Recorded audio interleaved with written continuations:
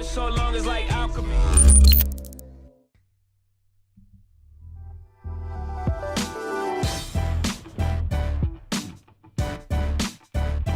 Yes, sir. Yes, sir. We in here. We in here. NBA alchemy. NBA alchemy. What it do, baby? Yeah. What a time to be an NBA fan. What a time. What a time, man. Summer League, NBA free agency. Y'all know where to find the content. It's on Patreon. I got every Warrior game broken down. There's been 2 already. What I think of the Rooks. A larger take on Durant and free agency, D'Lo, all that stuff, right? But I'm the people's champ, man. So I wanted to hop on here and publicly address some of these things, plus give you a little sample of what you're missing, exclusive podcasts and breakdowns. But, I'm not going to talk too much about Durant. The writing was on the wall. I wish him the best. At the risk of sounding like a hater, I think we can all agree that it may not work out, but nothing may work out, right? But those personalities and what's happened, we'll see, right? But I do want to address Andre Iguodala because of the legacy that he had with this Warrior team. And it was startling. Look, Iguodala, he has maybe a year left of basketball, right? So this was going to happen inevitably. But it just was startling how quickly it happened, and I didn't see it coming that quick. But I just want to pay my respects to Andre, and if no one's going to wear 35, Joe, no one's going to wear number 9, Trigadala. And I guess what I want to say about his legacy is that he is probably the Warrior that didn't get enough credit, the most, right? So the most underappreciated Warrior, I guess is a better way of putting it, right? And then just his ability to flip the switch. You always hear it's cliche in sports and there's no such thing as flipping the switch. Well, Andre begs to differ because we saw it for years. We'd all say, oh man, Andre's done. And then come April, May, he would flip the switch. And when we needed him most, he was always there, injury or not. Now, the speculation, the book, The Sixth Man, it's a perfect title because, you could argue Ginobili, but Andre's right there as one of the greatest 6 men of all time. That is his legacy, his unselfishness, and behind the scenes, what he brings, the intangibles. But now that he knew he was going to be free, right, and heading into that week, and I think the team notified him, he was just like, Now I do what I want. Yeah. Now I do what I want. Right, he kind of sounded off on the medical staff, and I'm not going to dive too much into that. Just respect to Andre. It will be weird to see him in a Laker uniform. That's the rumor. But yeah, man, the Ring of Honor, the rafters, the statues, however you want to say it, he definitely deserves a spot there. What else? As far as the trade goes, and D'Angelo Russell, as far as what I understood, was all but ready to sign with his boy Karl Anthony Towns in Minnesota. And the Warriors came in and swooped in at the last second and made this sign and trade deal. And D'Angelo had to agree to this. And the Warriors threw off a bunch of first-round picks, a la the Lakers, to dump Iguodala and make it happen. And I'm on record. I'm not a huge D'Angelo Russell fan, but I understand the acquiring of an asset when the money wasn't going to be spent anywhere else. So I understand that concept, and I like the move. But it also got me to thinking a little bit about the Warriors and how, because of this 5-year run, this dynasty, and I know people are writing it off as its end, whatever. That's up to interpretation. It's remained to be seen. But I think what we're seeing with this Warriors team is franchise has become a legacy franchise. And what you've seen is the Knicks are no longer a legacy franchise, just by seeing the lack of respect they have from free agents and players around the league. Players no longer clearly want to go play for them, right? And I think this run, you're seeing a new generation of player. And the success, Silicon Valley, the location, there's a lot of factors in it. The Warriors are going to continue to get players in free agency. D'Lo had to say yes. And I go back to giving up the first round picks because you've seen the Lakers operate this way for their entirety. They know they're a destination, so they don't really worry about internal development. They know they're going to land big fish one way or another. And I think the Warriors are becoming that because of this run. The Patriots of basketball, if you will. Now, it's a little different, right? They're not going to be in the championship every year, but I just think they're going to always retool, reload, and bring in key figures And you see that with certain teams in different sports. So legacy franchise, hats off to Joe Lacob, Bob Myers for really, it's the head of the snake in making that happen. And then it trickles down into Steph, Draymond, Clay, and the culture that they've brought. And because right now, like, think about it. You're seeing a kid that was 15 when this run started is now 20, right? And he's like, hey, man, I've always wanted to play for the Warriors, man. The Warriors, right? It means something when it was that long. And you're going to see young players come into the league that are like, that will pass up money or other opportunities to come play for this franchise as long as they're successful. You can fall off of as a legacy, as we've seen with the Knicks and perhaps maybe like the Cowboys, right, in football. But it's a special moment. So it ain't over yet. It ain't over yet, man. As far as Summer League, now, this has been the most intriguing Summer League. This will be, because we need rotation players out of this. And I think when Iguodala was traded, all eyes moved to Jacob Evans, the second-year player, 28th pick out of Cincinnati. And he was in Santa Cruz for most of last season. I don't know when the exact point they decided to do this, but they moved him to the point guard position. And doing that, and then Iguodala being traded, just all eyes are on him, and he's been handed the keys here in these first two games of the California Classic. Again, I have full breakdowns of the game where I go into more detail. But my initial takeaway is with each minute he has the ball in his hands, he's seeming to get more and more comfortable, right?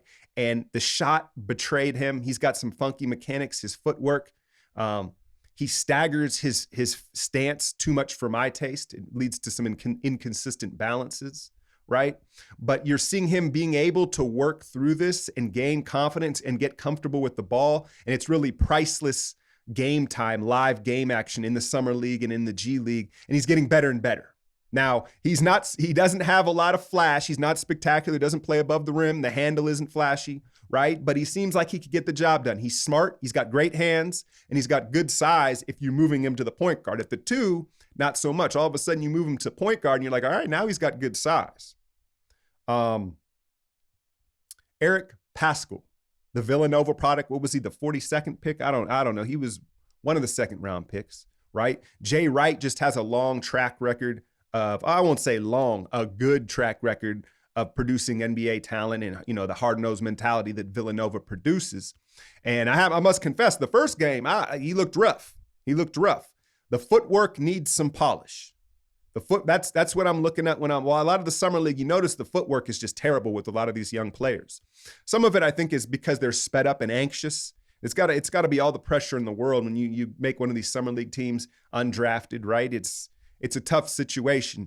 But Paschal he likes to do the split or the jump catch, and for whatever reason, his timing is off. So he's catching the ball, and then he's splitting his legs or doing a little hop to get some momentum, so he's been hit for some travels.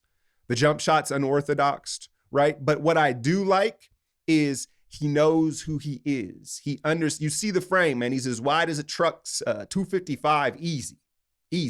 Right? And you can see he understands that because you see a lot of dudes, big bodies out there trying to be silky smooth with the ball and have a finesse game. Now, that ain't Paschal shit, right? He out there dropping the shoulder and bulldozing. There was a play I highlighted in game one where he turned the ball over, he chased the dude down and just like checked him across the body like a hockey player, had dudes spinning in the air. And it was just a sign of like understanding like, yeah, I ain't even got to rack it on a dude. I ain't got to crack down on somebody. I just touch him with my shoulder and they're going to go flying. So I see the physicality. And then in this game last night, you saw the jump shot. He kind of calmed down, and the jumper, again, unorthodox, but it seems to drop for him all the way out to NBA range, hit 2 of them last night. Jordan Poole, Alan Smiley, I think I got it right, Smiley. If you want the takes on those, you know where to get them. I got to tease a little something, right? But yeah, of course, I'm covering them all. Now, what else do we have to talk about? This is going to be a quick one, y'all. This is going to be a quick one. I've already had a full podcast this week on most of these subjects, as my patrons know. Willie CauleyStein. I've always liked him going back to Kentucky. And I think it's one of those arguments where you go, man, the Kings I think he left like 12 million on a team option for this year, right? But, it was time for them to part ways. The environment, you wonder if his skills would have been nurtured in a different franchise and organization, what he would be at this point. But there's no doubt you see the talent, the physical attributes, the skills. People like to compare him maybe perhaps to JaVale. The way I see it is he's JaVale with half the motor and twice the footwork and timing. So he doesn't play nearly as hard as JaVale. Let's not get it twisted, right? But JaVale isn't really like a 30-minute-a-night guy, so he paces himself, you could argue. But I'll also be real with you. Remember my little rant about hoopers? He's definitely not a hooper. But he is talented enough and big enough to where that doesn't matter, meaning he can still be a legit starting good player. Not a star, but a good starting player. And I think it was a smart move from both ends. Obviously, the talk about the pick and roll action. D'Angelo Russell's ran more pick and rolls than the Warriors did in an entirety last season. Steve Kerr, what you gonna do? Right? So they get him a pick and roll partner. I'm sure Steph's not mad at that, right? But I think it's a very smart move also from Willie CauleyStein and his agent because, he could be looking like Amari Stoudemire off the gravity when the team's healthy with the way we pass the ball and just the backdoor cuts and the screening and the gravity and him catching the ball in the short roll. He's skilled enough to make that play unwhere like JaVale and JaVale couldn't. Looney just not comfortable, but I expect Looney to continue to grow and expand. And I don't know what kind of, hometown discount Kevon took, but I'm happy with it. What Warrior fan isn't happy that Looney took the deal, right? But that's how I see Willie CauleyStein. He's not. I have I'm not thinking he's all-star. No. But the fit, you see the fit. Now, defensively, again, we're going to be challenged. Losing Andre, there's going to be times where it's an all-offensive lineup out there. Willie CauleyStein, theoretically, I'm going to leave that in. Y'all tell me how to pronounce it. In theory, Willie CauleyStein can block shots, right? But when you watch him play, he doesn't really have like a rim protecting presence. Remember, that's like the thing with JaVale was.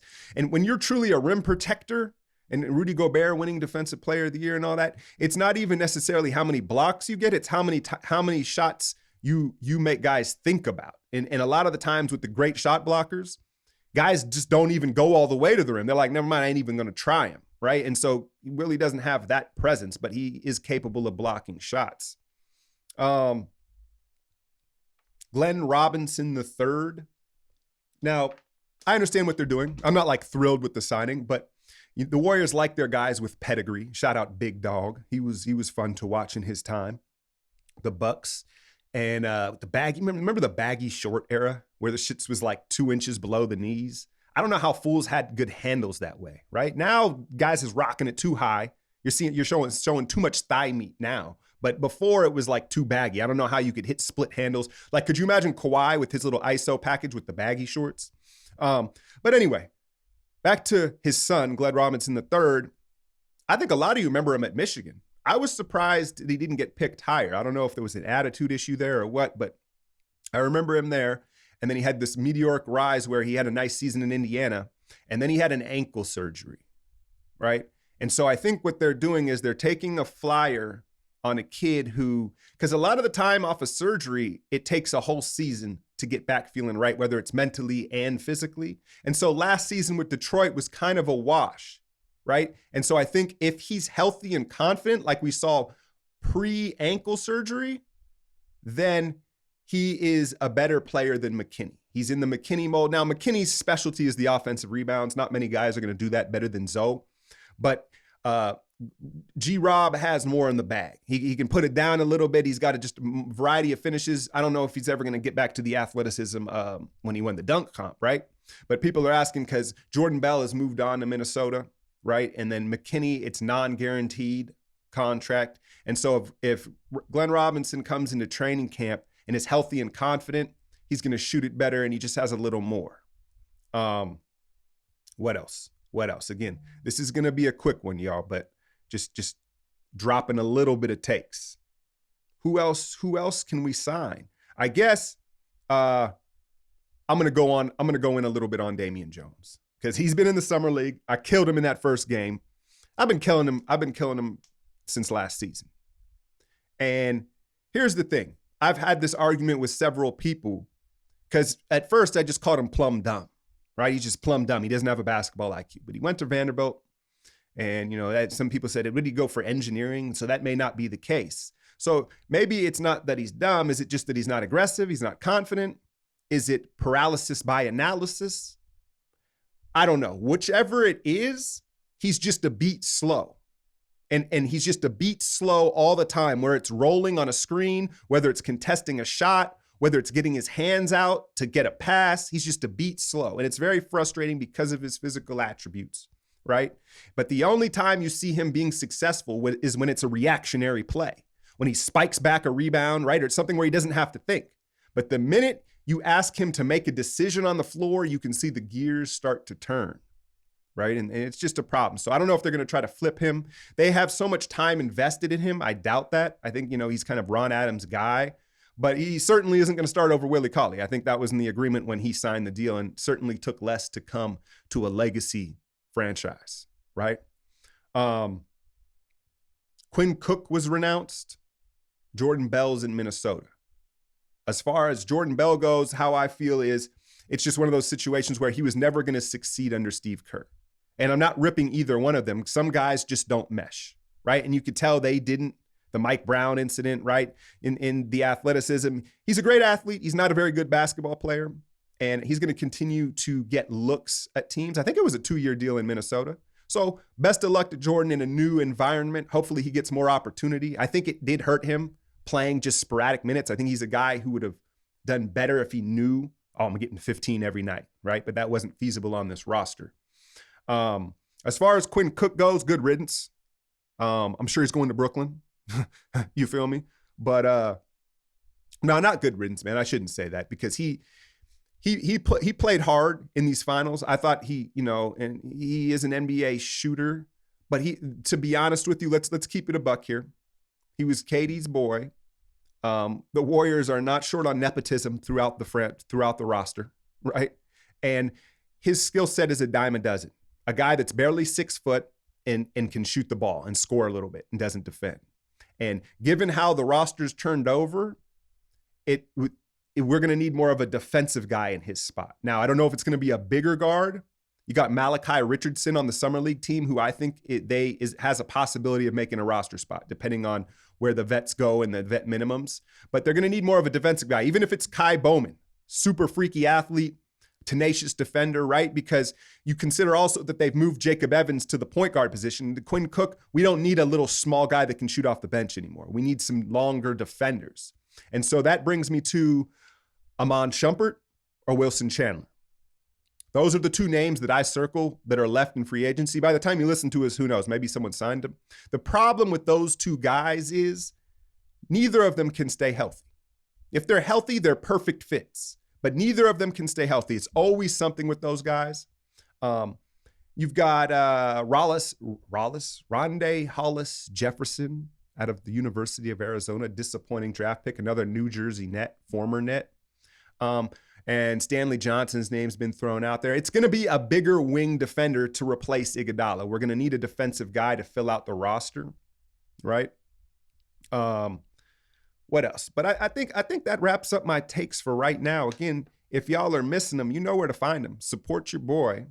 And I'll go ahead into some exclusive patron content now. So long as like alchemy.